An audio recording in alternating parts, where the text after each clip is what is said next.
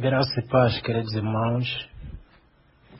Aqui quem fala é o irmão Antônio dos Santos Savita, presbítero da igreja que se reúne no Golfo 2. Eu estou aqui a convite dos irmãos para poder abordar a segunda parte sobre o tema de relacionamento. Então, espero que consiga de alguma forma também contribuir para a edificação nossa como crentes no Senhor Jesus, para que tenhamos a graça de pautar por uma conduta que realmente glorifique a Deus. Em seguida, eu vou partilhar alguns áudios.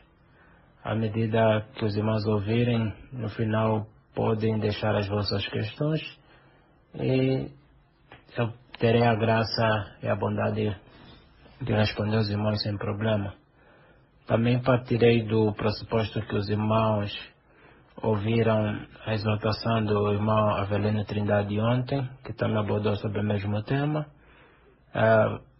Possivelmente algumas coisas que vou falar podem ser repetitivas, porque estamos a falar do mesmo assunto, mas o mesmo Deus tem a bondade e a graça de nos capacitar segundo o seu querer. Então eu espero que os irmãos também sejam edificados tal como foram ontem.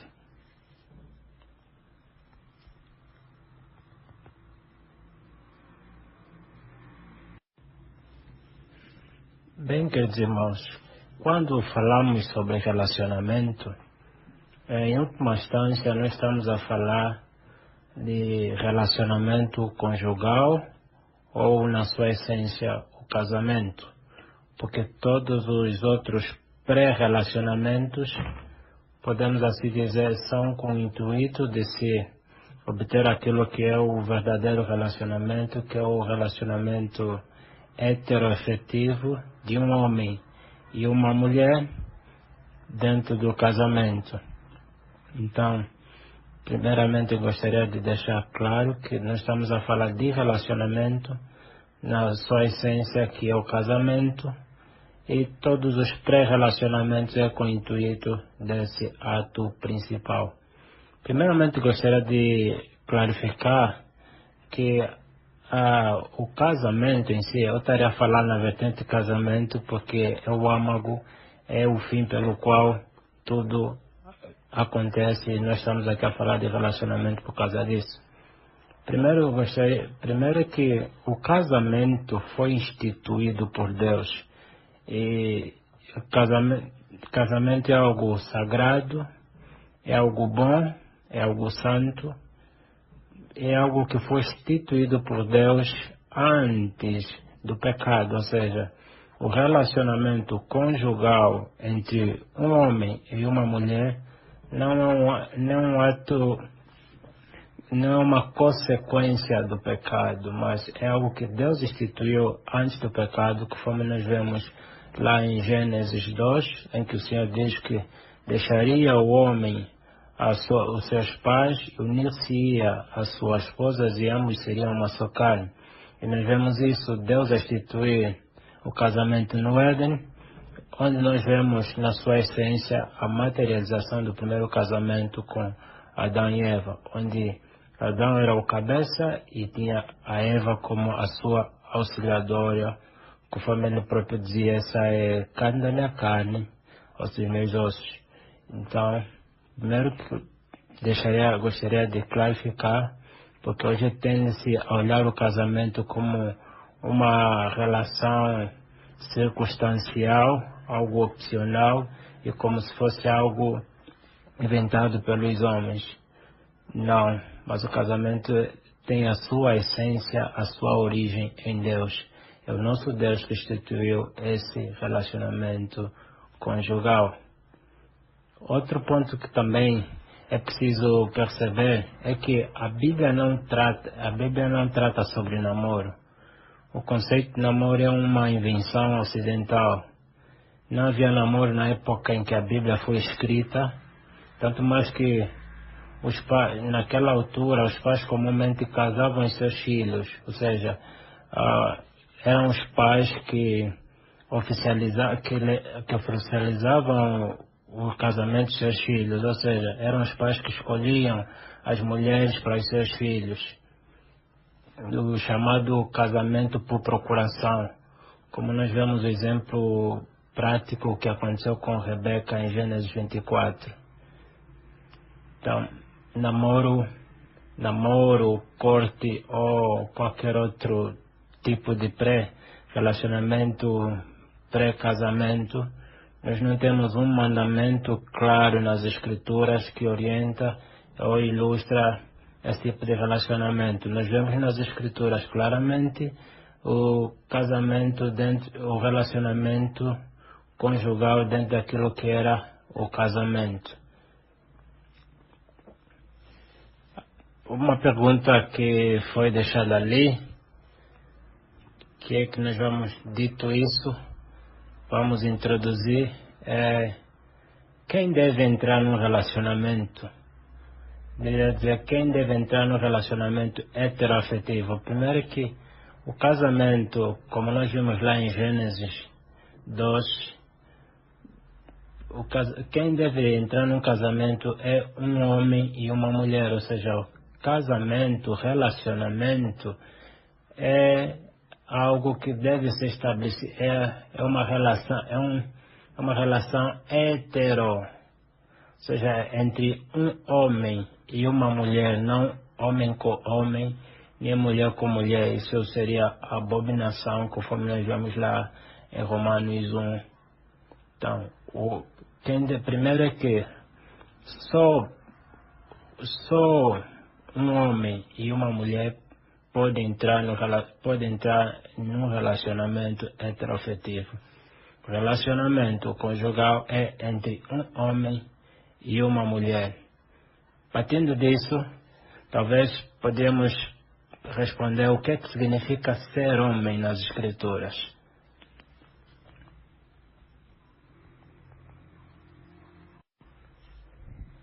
Bem, dito isso, que relacionamento heteroafetivo é entre um homem e uma mulher, eu gostaria de partilhar com os irmãos, de acordo à luz das escrituras, o que é que significa ser homem e o que é que significa ser mulher, dado que relacionamento é entre um homem e uma mulher. Isso já nos mostra que relacionamento não é para crianças, não é para adolescentes, não é. Por isso que as escrituras deixam bem claro, deixará o homem. E aqui quando diz homem, não é simplesmente a questão de ser de sexo masculino, ou sexo, e mulher simplesmente de ser do sexo feminino. Aqui o homem tem muito a ver com aquilo que é a maturidade, a idoneidade e muitas outras qualidades que eu vou descrever aqui. Por exemplo, o que é que significa ser homem? Bem, primeiro é que ser homem, tanto a nível da sociedade como no que nós vemos nas escrituras, isso demonstra alguém, primeiro homem é alguém que possui uma estrutura ou equilíbrio emocional. Um homem é alguém que já tem podemos assim, domínio próprio, alguém que já tem essa autonomia, que já tem uma estatura, quer seja emocional, quer seja física, de poder arcar com as consequências dos seus atos, de poder por si só ter esse equilíbrio emocional e essa estrutura equilíbrio emocional. Alguém que tem a noção e domínio das coisas.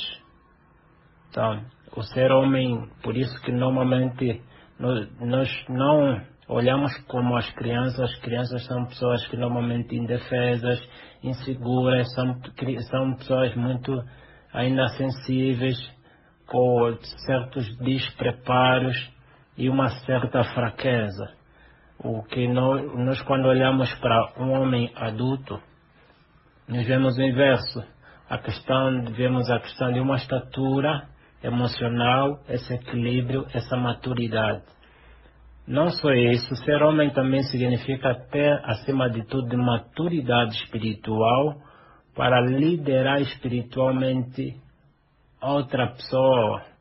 O homem em si é alguém que tem a capacidade de liderar, de governar, de supervisionar, é alguém que tem essa capacidade. Quando nós olhamos, vamos para as Escrituras, nós vemos lá em Efésios 5, onde temos a maior ilustração daquilo que é a essência do casamento. Um homem que deve ter um homem que tem a maturidade espiritual de liderar espiritualmente a sua esposa. É alguém que, se possível, morreria pela sua esposa, tal como Cristo morreu pela igreja. Alguém que se doa, alguém que ama a sua esposa. Então, homem, à luz das Escrituras, pressupõe alguém que tem não só maturidade física, mas que também tenha, acima de tudo, maturidade espiritual. O que é isso, maturidade espiritual? Maturidade espiritual significa, primeiro, alguém que creu no Evangelho, creu no Senhor Jesus como seu Redentor e Salvador, conhece a essência do Evangelho, tem domínio das Escrituras, tanto para a vida dele como a capacidade de, se possível, instruir a outrem. Então, maturidade espiritual, em palavras simples, é conhecer as Escrituras e viver com base nas Escrituras. Isso é a maturidade espiritual. E ser homem também tem a ver com essa capacidade de ser provedor.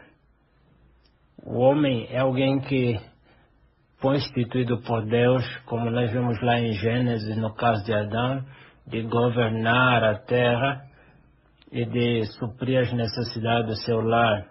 Então, o homem é essa pessoa que tem essa capacidade de ser provedor do seu lar.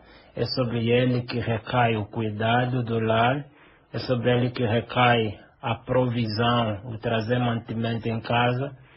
Então, é sobre ele que recai todos esses encargos do lar em primeira instância. Então, o homem tem que ser homem e ter essa capacidade de prover as necessidades, que sejam físicas, emocionais e espirituais da sua família.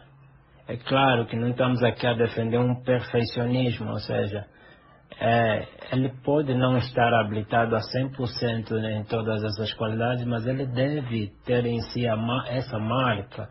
Ele deve, em alguma proporção, conseguir prover, deve, em alguma proporção, conseguir ter maturidade espiritual, deve ter estrutura e equilíbrio emocional em alguma proporção. Isso é o que o caracteriza como sendo homem, não um menino ou uma criança. Porque à luz das Escrituras é o homem quem vai atrás da mulher e nunca o contrário. Por isso que a Escritura, isso é algo que também deve ter claro, que nessa busca de relacionamento é sempre o homem que vai atrás da mulher, nunca o contrário. Por isso que a Bíblia diz que deixará o homem pai e mãe, não deixará a mulher o pai e a mãe. A mulher guarda-se no Senhor e o homem que realmente a deseja deve encontrá-la no Senhor. Então o homem também tem essa capacidade de ir atrás das coisas para o bem da sua família, e principalmente na busca da esposa é o homem que deve manifestar esse interesse, porque ao fazer isso ele também mostra coragem, mostra essa segurança e passa essa confiança. É o homem que deve ir atrás de uma mulher e nunca o inverso. Porque a mulher que vai atrás de um homem, segundo as Escrituras, é a mulher prostituta. A prostituta é a mulher que vai atrás dos homens. A mulher deve guardar-se para que o homem vá à conquista dela. Então, em primeira instância é isso. Ser homem significa ter maturidade, ter estrutura e equilíbrio emocional, ter maturidade espiritual e física e ter a capacidade de prover.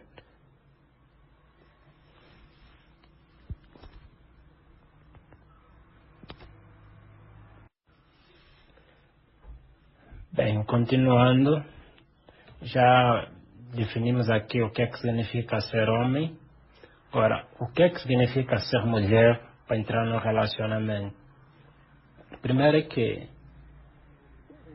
ser mulher, quando nós vamos para Provérbios, principalmente o livro de Provérbios, que é um dos livros que também retrata muito sobre relacionamento, e vemos aí algumas descrições da mulher rixosa, a mulher idônea, a virtuosa e não só. Nós conseguimos encontrar alguns princípios que nos ajudam a identificar o que é que significa ser uma mulher apta para entrar no relacionamento. Bem, primeiro é que dentro do casamento, nós vemos que Deus criou o homem, criou tanto o homem como a mulher, os dois, para a sua glória. Mas o homem e a mulher foram criados à imagem e semelhança de Deus, mas com papéis e ofícios totalmente diferentes. Ou seja, o homem não é superior à mulher, nem a mulher superior ao homem. Mas a nível de ofício, a nível de papéis, Deus constituiu o homem como cabeça, o líder, e a mulher como a sua auxiliadora idônea. Então, dentro do casamento, a mulher tem a responsabilidade de ser auxiliadora do homem e o homem o cabeça do lar, o líder. Então, primeiro é que ser mulher significa ser idônea. Ser idônea, em palavras simples, significa primeiramente ser crente temente a Deus. A mulher idônea é aquela que compreende, que aceitou Jesus como seu Redentor e Salvador, que compreende o Evangelho e procura viver na vida prática o Evangelho. Porque é no Evangelho que ela encontrará que deve ser submissa, é no Evangelho que ela encontra o mandamento que deve ser amável, deve ser de trato fácil, deve ser hospitaleira, deve ser... Então, todas essas qualidades que tornam a mulher uma mulher, também nós conseguimos extraí-las nas Escrituras. Por isso que uma mulher idônea é aquela mulher que é crente temente a Deus e que procura viver em conformidade às Escrituras. Ou seja, quando nós vamos para Provérbios 31, 30, diz que vã é a beleza e a formosura, mas a mulher temente a Deus, essa será louvada. Então, a primeira característica de uma mulher apta para casamento tem que ser uma mulher idônea, tem que ser uma mulher que tenha maturidade espiritual, tem que ser uma mulher temente a Deus. Também quando nós vamos para Provérbios 31, nós encontramos ali várias qualidades que uma mulher deve ter. Se lemos do versículo 10 a 23, nós encontramos o que nós chamamos de virtudes. Temos aí muitas virtudes que tornam a mulher apta para auxiliar no seu lar o seu marido. Então, ser mulher significa ser alguém temente a Deus, ser alguém idônea, que tenha maturidade espiritual e que esteja cheia de virtudes, tenha alguém que tenha virtudes que possam capacitá-la a auxiliar, a ser alguém frutífera no seu lar. Então, a mulher apta para casamento é uma mulher temente a Deus, é uma mulher que procura viver na vida prática das Escrituras é uma mulher que tenha virtudes. Não é o inverso. Não é uma mulher rixosa, não é uma mulher briguenta, não é uma mulher iracunda, não é uma mulher orgulhosa, mas é o inverso. Quando chamamos de mulher virtuosa, é uma mulher que esteja tanto apta nas questões domésticas e como comportamentais, que são os princípios que nós encontramos nas Escrituras. Uma mulher que está mais preocupada em produzir boas obras e não simplesmente nos atavios externos. Uma mulher que se preocupa antes do externo com o interior, uma mulher amável, uma mulher submissa, uma mulher de trato fácil, uma mulher hospitaleira. Essas virtudes e tantas outras que estão nas Escrituras é o que caracteriza uma mulher idônea e apta para casar. É claro que não se espera perfeccionismo. Se espera que seja alguém que esteja nessa luta de a cada dia procurar ganhar o caráter de Cristo. Uma mulher que percebe que para entrar no casamento eu preciso de virtudes e que vai à busca de conseguir obter essas virtudes. Uma mulher que percebe que não pode viver sem uma mulher que percebe que precisa de maturidade espiritual e que diariamente, por meio das Escrituras, busca conhecer mais de Cristo, conhecer mais do que Deus espera dela, para que ela consiga exercer o seu papel como uma esposa e auxiliadora no lar.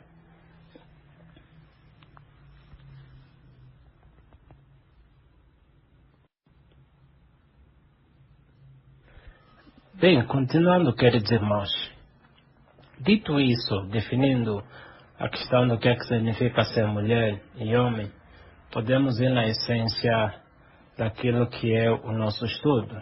Primeiro é que o namoro, há quem chama de namoro, há quem chama de cortejo, há quem chama de outras coisas, que essa a fase pré-casamento, a fase em que um homem e uma mulher mostram interesse de casar e fruto disso vivem durante um período numa amizade comprometida, em que nesse período procuram aperfeiçoar os seus hábitos, princípios e não só com o intuito de casar. Ou seja, o namoro ou cortejo, ele em si não é um fim. Qualquer relacionamento pré-casamento, que seja namoro ou cortejo, como muitos chamam, o fim dessa fase em si é o casamento. O propósito de qualquer relacionamento heteroafetivo deve ser o casamento. Isso pressupõe dizer que se o teu objetivo não é casar, você não deve em nenhuma circunstância despertar sentimento de alguém. O homem que desperta o sentimento de uma mulher sem o intuito de casar com ele é um covarde. E mostra que não é um homem, é uma criança, é um imaturo.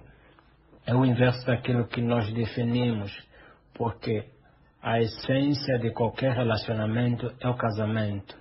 E algo bem simples é, se não for para casar, não namora ou não corteja.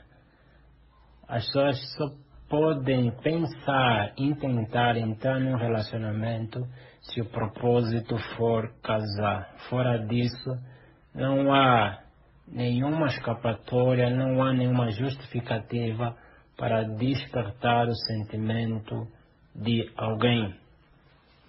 Bem, apesar de o fim do relacionamento é o casamento, mas o casamento em si também tem um fim. Infelizmente, muitos têm simplesmente o casamento como um fim de ter um relacionamento para satisfazer os seus desejos sexuais, para ter uns até têm dito, uns pensam para ter uma empregada em casa, ou uma cozinheira ou lavadeira. Muitos casam, infelizmente, com intenções ou desejos egocêntricos. Eles casam para ter alguém para satisfazer os seus caprichos terrenos. Mas à luz das Escrituras, nós vemos que Deus instituiu o casamento primeiramente para a sua glória. O fim último do casamento é a glória de Deus. O fim último do casamento é exaltar, glorificar a Deus. Por quê? As Escrituras, lá nós vemos em Isaías 43, 6 a 7, diz que Deus nos fez para a sua glória. E também quando nós vamos para 1 Coríntios 10, 31, nós encontramos o nosso Deus a nos exortar que quer comamos, bebamos ou façamos qualquer outra coisa que fosse para a glória dele. E imagine, queridos irmãos, se até nas pequenas coisas somos chamados a fazer para a glória de Deus, quanto mais no casamento, nesse ato grandioso e glorioso. É claro que o casamento também deve apontar para Cristo Jesus. O casamento deve magnificar e exaltar a Deus. E o fim último do casamento é a glória de Deus. Por isso que nós vemos nas Escrituras princípios maravilhosos, princípios genuínos em relação a essa temática de casamento. Por isso, quando nós vemos nas Escrituras, é incrível que as Escrituras equiparam o relacionamento de um homem com a sua esposa no relacionamento que Cristo tem com a sua igreja. Ou seja, quando nós vamos para as Escrituras, nós vemos Deus a usar a ilustração do casamento para mostrar o relacionamento que ele tem com a sua igreja, mostrando assim o casamento como sendo algo puro, justo, bom, algo super aprovado por Deus. Então, mas por isso que muito mais do que satisfazer qualquer desejo terreno, devemos sempre nos lembrar que o fim último do casamento é a glória de Deus. Mas nós só vamos glorificar a Deus no nosso casamento quando nos relacionarmos de acordo aos princípios bíblicos. Eu glorifico a Deus quando ao escolher a pessoa com quem vou casar. Eu não escolho simplesmente pela aparência externa, mas eu escolho com base aos princípios bíblicos, alguém temente a Deus, alguém que tenha virtudes, alguém que para ser minha auxiliadora idônea. Quando eu uso os princípios bíblicos, quando eu me capacito a ser o homem que as Escrituras recomendam para casar, eu estarei a glorificar a Deus.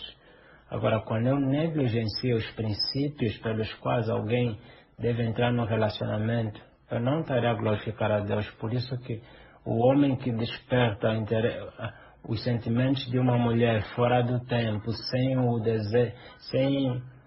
desejo de tê-la como esposa, peca contra o Senhor e não glorifica.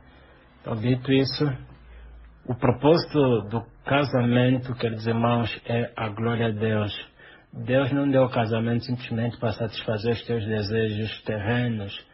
Deus deu o casamento, acima de tudo, para manifestar Ele, para, por meio desse relacionamento entre homem e mulher, pudessem espelhar o relacionamento que Deus tem com a sua igreja. Por isso que quando nós vamos para Efésios 5, nós vemos Paulo a fazer essa equiparação que tal como Cristo amou a igreja e doou-se por ela, os homens deviam amar as suas esposas e, se possível, morrer por elas. E tal como a igreja é submissa a Cristo e Cristo é o cabeça da igreja, assim as mulheres também deviam submeter-se aos seus maridos. E é incrível, por isso que a submissão de uma mulher ao seu esposo é uma manifestação clara da sua submissão para com Deus.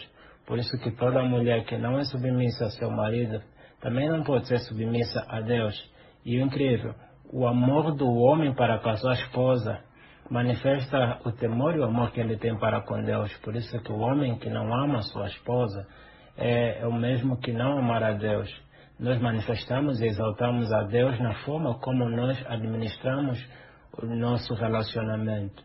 Então, e quando as pessoas dentro do casamento se relacionam dentro daquilo que são os princípios bíblicos, apesar de terem essa satisfação mútua, fruto desse relacionamento heteroafetivo, mas no final produz glória para Deus.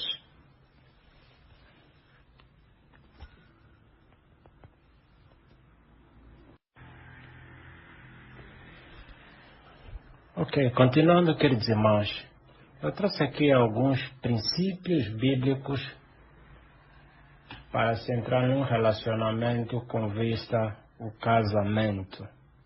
Tem aqui alguns princípios que devem ser toda aquela pessoa todo homem ou mulher que em alguma circunstância da vida descobriu que não tem o dom do celibato, ou seja, também é algo que até o irmão Avelino Trindade já abordou um pouco, por isso que não estou mais a tocar sobre isso. Primeiro é que deve estar claro que nem todo mundo irá casar, mas isso não é desculpa. Somente aqueles que pela graça de Deus têm o dom do celibato, aqueles que não sentem-se inclinados, nem desejo de ter alguém como esposa, que vivem livremente, sem abrasar, sem cair em alguma paixão, eles podem naturalmente não casar. Mas agora todos aqueles que não têm o dom do celibato, que têm o desejo de casar, devem casar, e se não fazerem estarão a pecar contra Deus, porque temos um mandamento bem ilícito, deixar o homem pai e mãe. Então todo homem que não tem o dom do celibato deve aceitar esse chamado de Deus para o glorificar no casamento. Então, tenho aqui alguns princípios bíblicos, alguns princípios para se entrar no relacionamento com fé em casamento. Primeiro é que, conforme já dissemos, é que o relacionamento, o casamento tem o propósito de glorificar a Deus. O primeiro objetivo das pessoas entrar no relacionamento não deve ser simplesmente satisfação terrena. Deve ser, primeiro, em cumprir, aceitar esse chamado de Deus, que foi saber que o casamento é santo, justo, puro e bom, foi instituído por Deus. E esse ato de me predispor a entrar num relacionamento para casar pressupõe que eu estou a me submeter a Deus, eu aceito esse chamado de Deus ao casamento, e com o objetivo primário de glorificar a Deus. Então, o primeiro objetivo de qualquer pessoa dentro de um relacionamento deve ser viver de tal modo que Deus possa ser glorificado por meio dessa união. Segundo princípio, é que o casamento em si, quando nós vemos o relacionamento em si, entre casados, vemos nas escrituras também, é uma forma de defesa contra tentações sexuais. Por isso que nós, quando vamos lá quando vamos para Coríntios, eles mostram que os casados devem procurar o máximo possível não se apartar das relações sexuais dentro do casamento, para que não sejam tentados, mostrando as relações sexuais dentro do casamento, que é o único local que é lícito, fora do casamento não é lícito, como sendo uma forma de proteção contra as tentações sexuais. Por isso que Paulo aconselha que, em vez de abrasar, pessoas deviam se casar para não caírem em tentações. Então, casamento também é uma das formas, um dos meios de nos livrar das tentações sexuais. Então, para os solteiros, para aquelas pessoas que estão ainda na fase pré-casamento, devem abster-se de qualquer prática sexual que é simplesmente aprovada no casamento. Ou seja, namoro ou corte é uma fase simplesmente de se conhecer. E esse conhecer não é um conhecer físico, é mesmo de conhecer família, é mesmo de conversar, conhecer hábitos, de criar planos de vida, traçar em vida. Não é uma fase de se conhecer qualquer atração física. Isso é totalmente reprovável e condenado pelas escrituras. Qualquer homem que fora do casamento intenta para intimidade física é um covarde, e não estar a obedecer os mandamentos de Deus. Terceiro, um princípio para quem está num relacionamento com vista ao casamento é que as pessoas que desejam entrar num relacionamento para casar devem ter atenção que elas devem prestar contas primeiro aos seus pais e à igreja. Os pais porque Deus instituiu os pais como a nossa autoridade cá na terra, e as escrituras nos recomendam honrar os nossos pais para que se prolonguem os nossos dias na terra.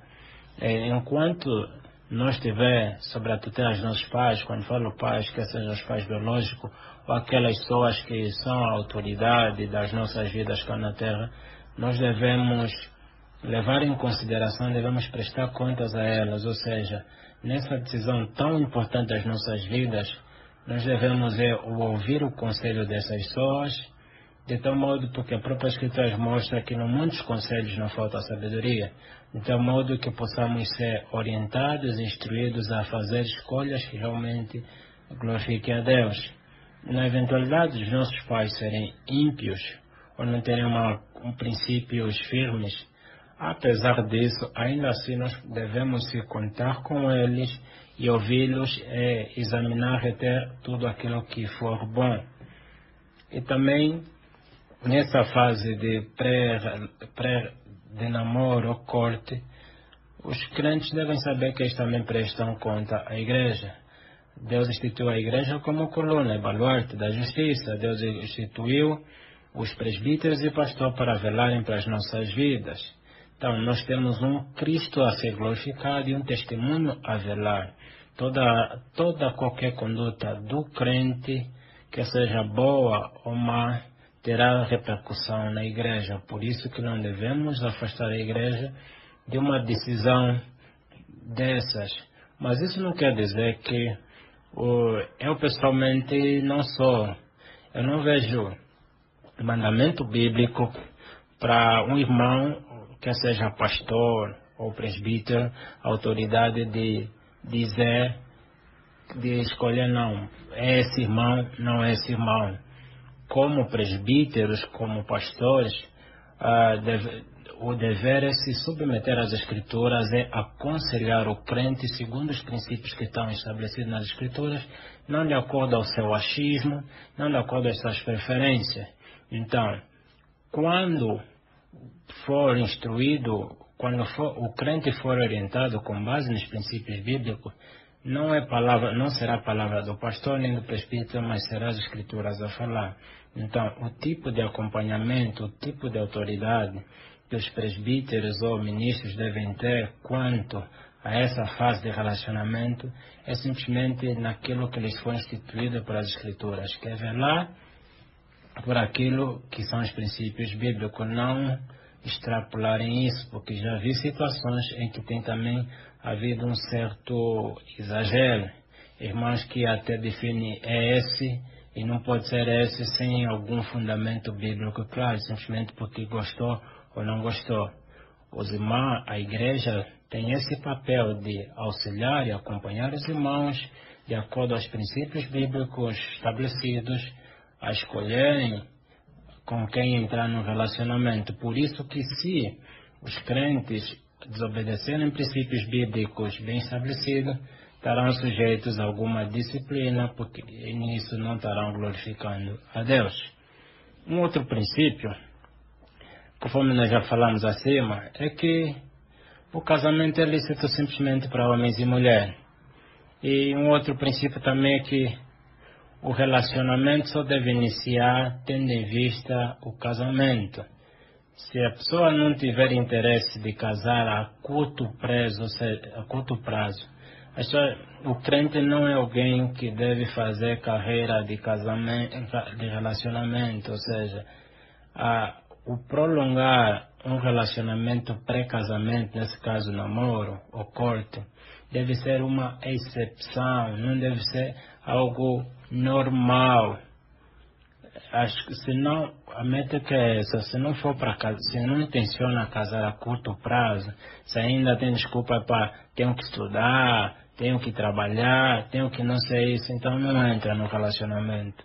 Não entra no relacionamento para depois dar desculpa Não vou casar porque ainda não tenho emprego, não vou casar porque ainda estou a estudar.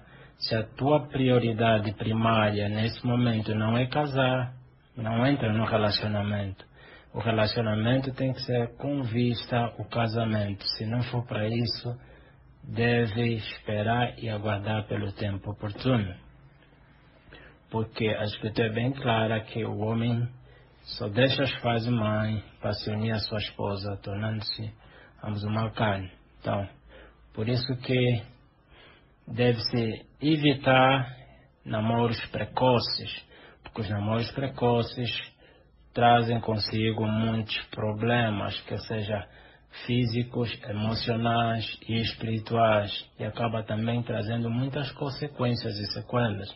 Então, convém se abster de qualquer desejo de entrar no relacionamento se não for para casar. Um outro princípio que já havíamos dito é que é o homem que vai atrás da mulher e não a mulher. Um outro princípio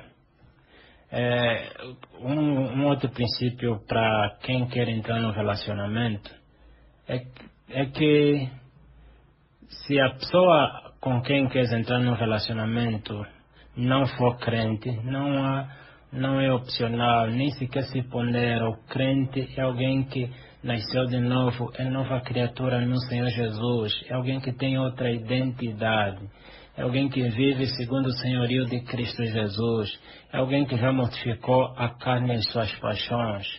Então, não se pondera entrar em um relacionamento com os descrentes, conforme Paulo diz, é um jugo desigual.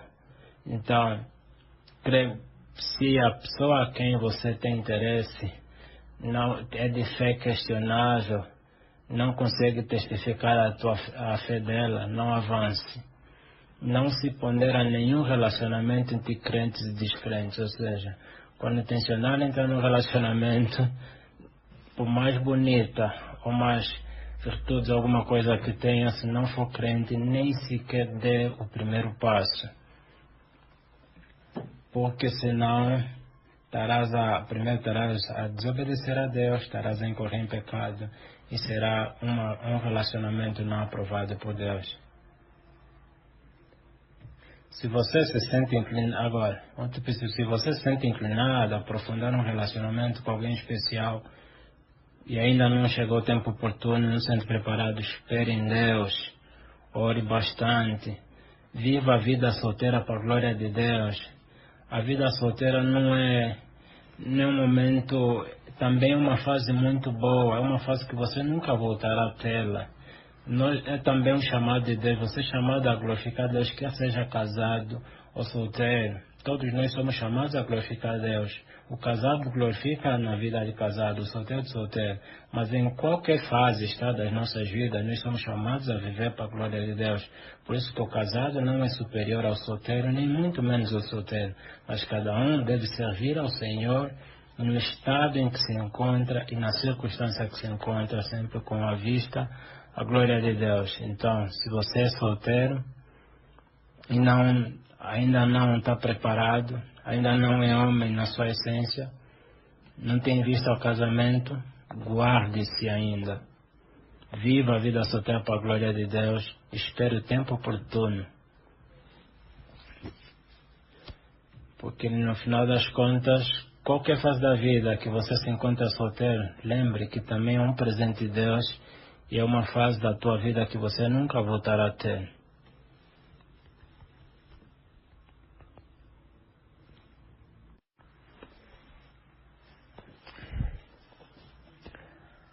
Bem, continuando, queridos irmãos, para aquelas pessoas que já, para os crentes, aquelas pessoas que já estão no relacionamento, ou tencionam entrar, nessa fase antes do casamento, que é a fase do namoro ou cortejo, é preciso estabelecer limites.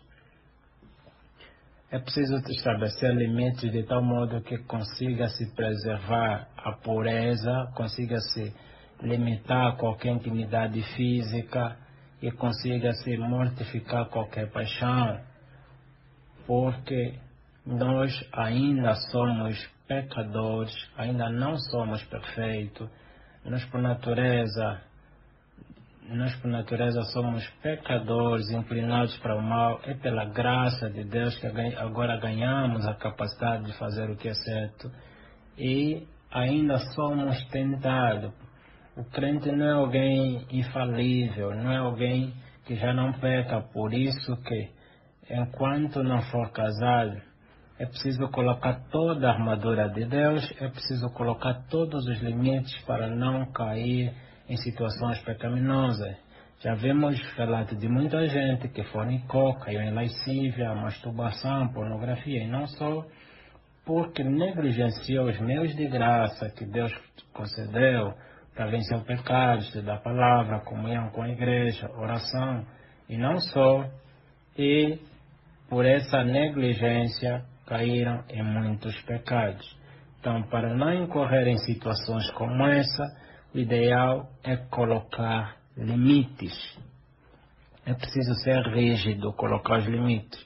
E um dos limites é livrar-se de qualquer situação ou paixão de intimidade sexual. Porque se você não é casado, qualquer relacionamento sexual é lícito somente dentro do casamento. Então, você deve lutar, deve colocar limites, deve evitar o máximo possível encontrar-se com a sua namorada, com a sua futura esposa em locais muito íntimos.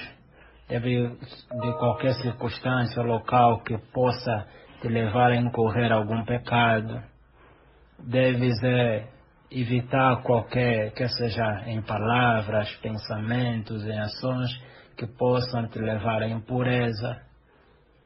Deve evitar qualquer tipo de intimidade física, saber que para não incorrer também num caminho que muitos caem. Quando nós falamos de pureza, não é simplesmente o ato de não ter intimidade física com a sua namorada. Muitos não têm intimidade física, mas incorrem muitos outros tipos de impureza.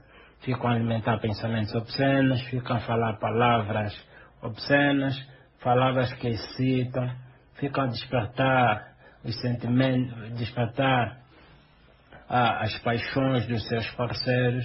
Todo esse tipo de conduta é totalmente pecaminosa e reprovada por Deus. Então, para quem está no relacionamento, deve ser rígido, colocar limites a partir de qualquer circunstância que te leve a pecar contra Deus. Então, os limites são essenciais para se ter um bom relacionamento com vista ao casamento para a glória de Deus. Qualquer relacionamento antes do casamento que não tenha limites está condenado ao fracasso. Então, Deus nos chama para sermos santos, porque sem a santificação ninguém verá a Deus. Então, no nosso relacionamento de namoro, pré-casamento, devemos pautar por uma postura santa, pura e justa, que glorifique a Deus. Devemos nos apartar de tudo e qualquer circunstância que nos leve a pecar contra Deus. Por isso, para quem está no namoro, para quem deseja casar, ainda não consumou o ato, é preciso colocar limites. E os limites não só para as pessoas que estão no relacionamento já, mas também para aqueles que ainda não tencionam entrar. Então não fica em amizade florida com a irmã ou com o irmão, quando você sabe que ainda não tenciona entrar no relacionamento e não tenciona casar. Não coloque o irmão na friend zone. Então, se você não quer entrar no relacionamento, ainda não está apta ou apto, coloque limites que não desperte sentimentos nas irmãs e não as coloque em circunstâncias de haver mal-entendidos. Então, a questão dos limites é de extrema importância.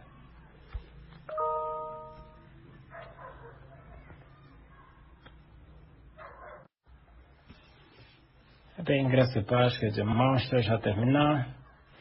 Então, dito isso, queridos irmãos, só me resta concluir e reforçar mais uma vez que, respondendo às nossas perguntas do tema, quem deve entrar num relacionamento, deve entrar no relacionamento um homem e uma mulher, relacionamento entre homem e uma mulher, e heteroafetivo. Mulher pressupõe ser alguém que tenha maturidade espiritual, alguém que seja idônea e que tenha virtudes, alguém que vive em conformidade à palavra de Deus. E o homem pressupõe ser alguém que tenha estrutura e equilíbrio emocional, alguém que tenha maturidade espiritual, alguém que seja provedor.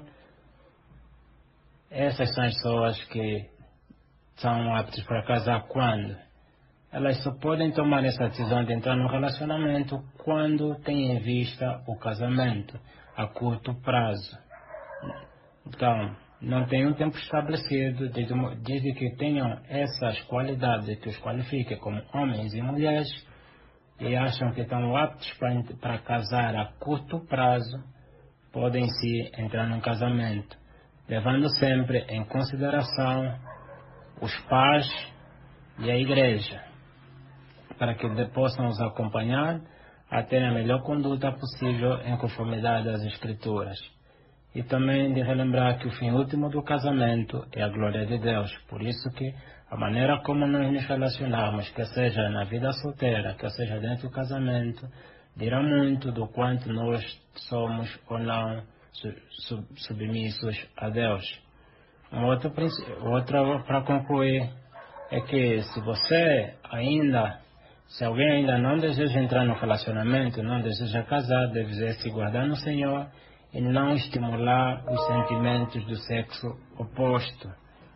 Deve guardar-se, conforme diz Cantares 4:8, não estimule, não provoques o amor, não despertes o amor antes do tempo. Então, se alguém ainda não está apto, deve se guardar no Senhor, buscar qualificar-se, ganhar essas qualidades para que no tempo oportuno possa casar para a glória de Deus. E para concluir, mostrar que as Escrituras é a base pelo qual o crente vive a sua vida.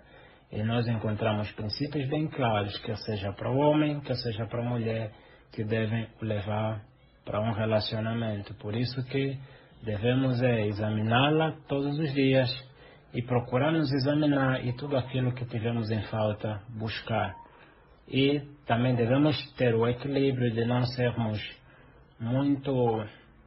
Precisamos saber que nem todos teremos a mesma maturidade espiritual e nem todos teremos a mesma estatura, quer seja física ou emocional.